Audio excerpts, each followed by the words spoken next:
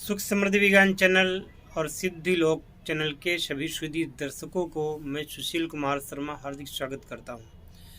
प्रिय मित्रों, सिद्धि लोक चैनल को भी सब्सक्राइब कर लें, जिससे कि उसमें जैसे ही 1000 सदस्य पूरे होंगे तो वहां पर भी लाइव शुरू कर दिया जाएगा। और इस समय मैं आपको बताने जा रहा हूं कि भारत ही एक सिद्धिलोक है। क्या कारण है कि भगवान ने भारत में ही जन्म लेने का फैसला किया? क्या कारण है कि भारत में ही भगवान के अवतार हुए? और भारत ही भगवान को सर्वाधिक प्रिय क्यों है?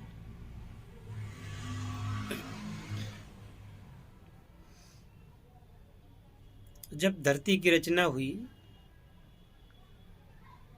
तो उसमें सबसे पहले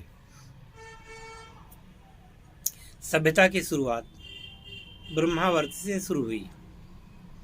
ब्रह्मावर्त वह स्थान जहाँ पर ब्रह्मा जी ने सर्वप्रथम सृष्टि की रचना की थी। यह स्थान कानपुर से करीब 30-35 किलोमीटर दूर होगा, जिसे लोग बिठूर कहते हैं आज। और आपको पता होना चाहिए कि झांसी की रानी लक्ष्मीबाई वो बिठूर में ही पली बढ़ी। जन्म तो उनका वाराणसी में हुआ था, लेकिन ये बिठूर में ही पली बढ़ी। माता सीता को जब वनवास दे दिया गया तो अयोध्या से आकर के वो बिठूर में रुकी। यहाँ बिठूर में वाल्मीकि का आश्रम था, जहाँ पर माता सीता ने शरण पाई और प्रभु श्री राम के 2 पुत्रों लव और कुश का जन्म भी इसी ब्रह्मावर्त क्षेत्र में हुआ।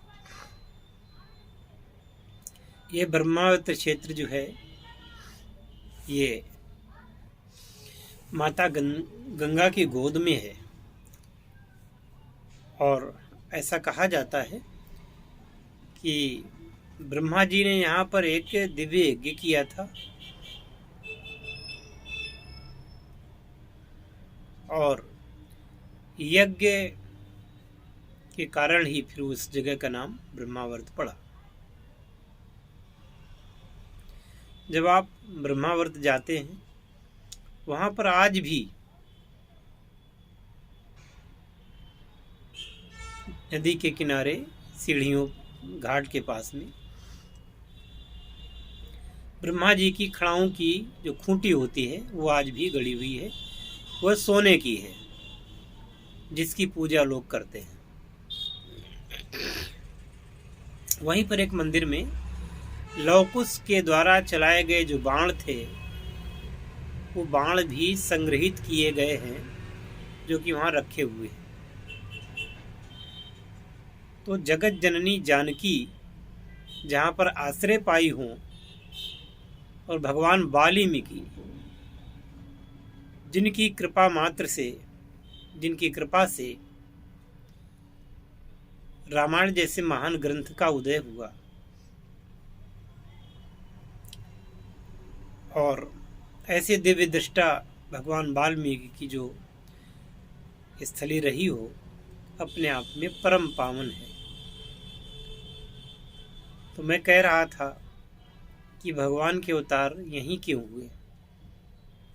जैसे कि अयोध्या में प्रभु श्री राम जी का अवतार हुआ है, उसी प्रकार से जनकपुर में माता सीता का अवतार हुआ है, कुंडिनपुर में माता रुक्मिणी का अवतार हुआ है, बरसाना में माता श्री राधिका जी का अवतार हुआ है, मथुरा में भगवान श्री कृष्ण का अवतार हुआ है।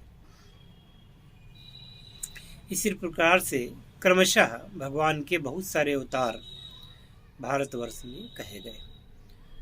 तो ये भारतवर्ष की जो भूमि है, ये भगवान को प्यारी क्यों है? वो इसीलिए कि जब सृष्टि का निर्माण हुआ तो कहीं तो शुरुआत करनी थी। तो शुरुआत हुई वो ब्रह्मावर्त से। तो ब्रह्मावर्त से को केंद्र मान करके इसको धरती का केंद्र बिंदु माना जाता है। तो इसके चारों तरफ का हजारों किलोमीटर का जो एरिया है वो ब्रह्मावर्त कहा गया। जब भी कोई आप पूजन करते हैं तो सबसे पहले आप जब वहाँ संकल्प लेते हैं तो आप कहते हैं ना कि भरतखंडे भारतवर्षे भरतखंडे आर्यावर्ते ब्रह्मावर्त देशे, है ना। वो इसलिए कहा जाता है, सर्वप्रथम पूजा पद्धतियों का आविष्कार यहीं से शुरू हुआ। संसार में जितने भी पूजा या साधना के जो भी अंग हैं उन सबके पितामह भारतवासी हैं। भारत से ही पूरे विश्व में मनुष्यों का विस्तार हुआ है, सभ्यता का विस्तार हुआ है।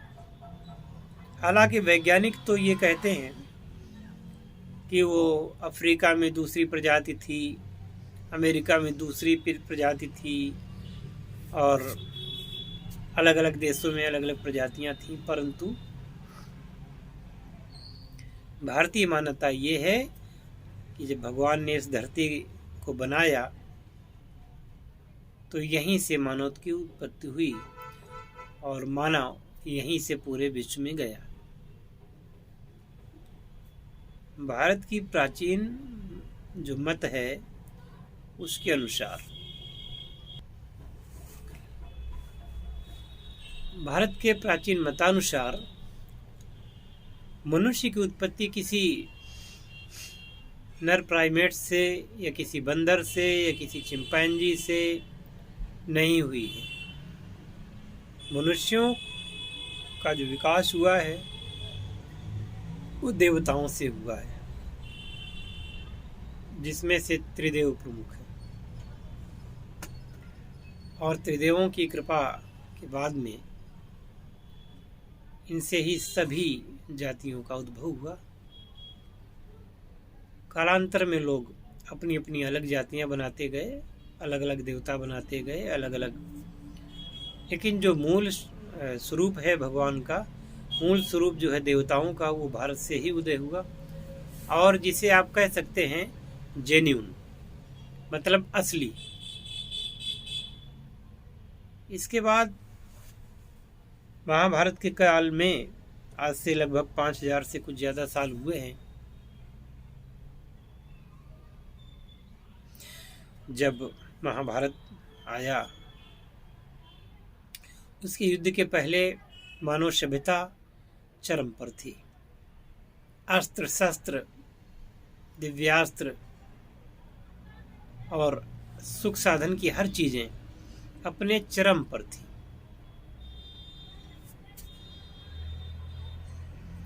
लोग वायुयान से चलते थे और ऐसी ऐसी विधियां विकसित थीं जिससे मानव जीवन हमेशा सुखी और संपन्न था। महाभारत के युद्ध में इतना नरसंहार हुआ कि बड़े बड़े वैज्ञानिक, योद्धा, आविष्कारक, सृजक, ये सब युद्ध में मारे गए। और विदेशों से जो भूमंडल, सारे भूमंडल में जो एक संचार व्यवस्था थी, ध्वस्त हो गई, खत्म हो गई। विद्याओं का लोप हो गया। लोप हो गया, लोग उनको भूल गए। तो जो जहाँ था, जैसी अवस्था में था, जैसा उसने चाहा वहाँ चलाया और भारतीय संस्कृति से अपने आप को अलग कर लिया। क्योंकि मनुष्यों में एक सबसे बड़ी प्रवृत्ति होती है राज्य करने की, और राज्य करने के लिए धर्म का सहारा हमेशा से लिया गया है।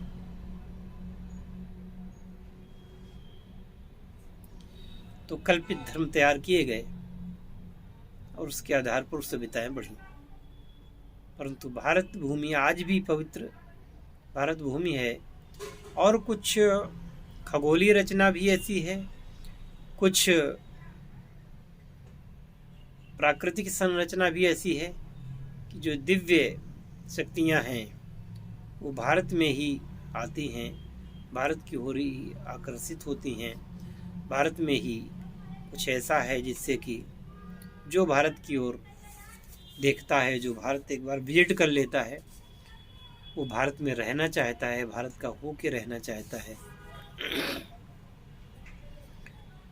और यही एक विशेषता है जिसके कारण भारत में देवताओं का आगमन हुआ। बहुत सारे लोग कह देते हैं कि एलियन देवता थे, परंतु ये परिकल्पना सही नहीं है। देवता कोई एलियन नहीं है। देव तत्व जो है वो दूसरे आयाम का सूचक है। उस आयाम में जो लोग हैं मनुष्य से ज़्यादा विकसित हैं और कभी कभी वो इस धरा पर इस मनुष्यों के आयाम में आ जाते हैं, या मनुष्य ही मर करके उनकी आयाम में पहुंच जाते हैं। इन सारे गूढ़ रहस्यों का उद्घाटन तो व्यक्ति को होता है, गाहे बगाहे होता रहता है। बहुत सारे ऐसे आपको उदाहरण मिलेंगे कि कोई व्यक्ति कभी समय से पहले मर जाता है और फिर वहाँ से वापस कर दिया जाता है।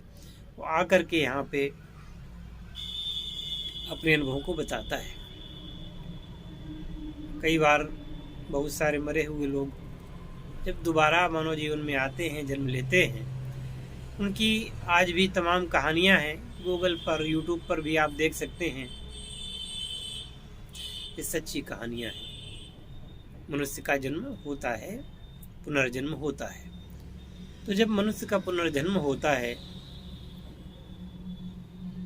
तो आप देवी देवताओं को नकार नहीं सकते। भारत की ही संस्कृति की नकल करके बहुत सारे जो अलग अलग कल्पित धर्म बनाए गए, उनमें भी स्वर्ग नरक का, देवताओं का, ईश्वर का एक अलग स्वरूप में वर्णन है, पर है। मुस्लिम समाज में भी ये बात प्रचलित है कि जब व्यक्ति मरने लगता है, मरता है, या उसके पहले जब वह जीवित होता है तो जो अच्छा कार्य करता है तो उसके दाएं कंधे पर बैठा हुआ फरिश्ता उसकी अच्छाई को लिखता है। जब बुरा कर्म करता है तो बाएं अंग में, जो बाएं कंधे में बैठा फरिश्ता, उसकी बुराइयों को अंकित करता है। ये बात वहाँ भी है। और यही ठीक बात हमारे हिंदू संस्कृति में भी है कि वो फरिश्ता कहते हैं और हिंदू समाज उन्हें चित्रगुप्त कहता है, जो कि मनुष्य के हर अच्छे बुरे कर्म को लिखता है। और ये कर्म वहाँ जा कर के भगवान यमदेव के सामने जब रखे जाते हैं तब फिर उनका निर्णय होता है। प्रकारांतर से सभी धर्म हैं वो हिंदुत्व का ही प्रतिपादन करते हैं। और ये समानताएं मिलना इस बात की द्योतक हैं कि धर्म कोई अलग अलग नहीं है, धर्म सिर्फ एक है। पंथ आपके अलग अलग हो सकते हैं और केवल इस पंथ के अलग होने के कारण आप इस भारत भूमि को गंदा मत करें, भारत भूमि को तिरस्कृत मत करें, भारत भूमि को रक्त रंजित मत करें। भारत भूमि एक ऐसी भूमि है जहाँ पर आदमी जीवन लेता है, सौभाग्यशाली होता है, भारत में मरता है तो वो सीधे वैकुंठ जाता है, सीधे साकेत जाता है, सीधे गोलोक जाता है, सीधे शिवत्व को प्राप्त होता है। इस भारत भूमि का सम्मान करें, क्योंकि यहाँ पर प्रकृति की ईश्वर की दिव्य धारा सदा ही प्रकाशमान रहती है, प्रवाहमय रहती है।